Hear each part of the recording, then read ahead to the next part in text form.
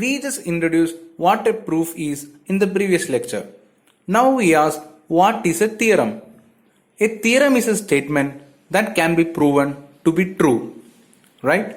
Now for theorem the main keywords are proof and truth, because a theorem is always true and can be proven. In mathematical writing, the term theorem is usually reserved for a statement that is considered at least somewhat important. Theorems can also be referred to as facts or results. We demonstrate that a theorem is true with a proof. Now we ask, what is a lemma? A lemma is a less important theorem that is helpful in the proof of other results. It's like a little theorem we use in the proof of bigger theorem. Also like a stepping stone, as it helps writing a complicated proof. Alright, let's see an example. Now the theorem here is that let n be a positive integer greater than 1.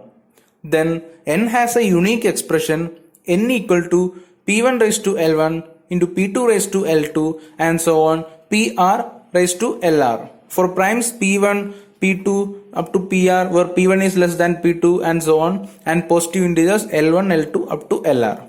Right?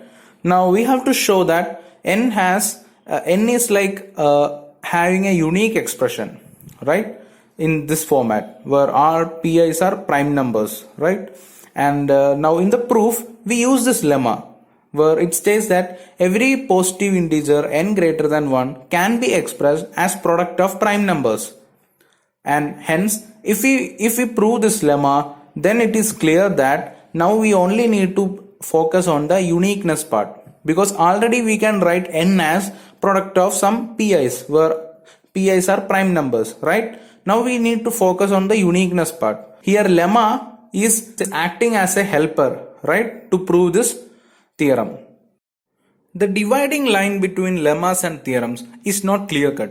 Usually when we write a paper, the theorems are the propositions that you want as takeaway for the rest of the world, right? And whereas lemmas are propositions used locally in the proofs of your theorem.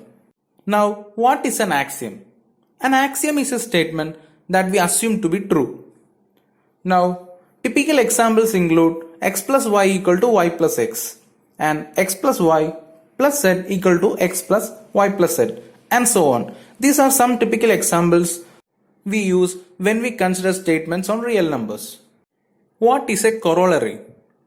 Corollary is a theorem that can be established directly from a theorem that has been proved. As an example, let's consider this theorem. Angles on one side of a straight line always add to 180 degree. Now, the corollary is like when the two lines intersect, the angles opposite to each other are equal. Now, the four angles are A, B, C and D. A plus B is equal to 180 degree because of the theorem that we stated angles on one side of a straight line always add to 180 degree. And from A plus B equal to 180 degree, we get B as 180 minus A. And similar manner, because of the theorem A plus D equal to 180. From that D equal to 180 minus A. And hence we get that B is same as D, right? Which means that the opposite angles are equal. What is a conjecture? A conjecture is a statement that is being proposed to be a true statement, usually on the basis of some partial evidence or the intuition of an expert, but a proof has not been found. When a proof of a conjecture is found, the conjecture becomes a theorem.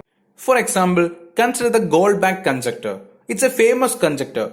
It says that every even integer greater than 2 can be expressed as sum of two prime numbers.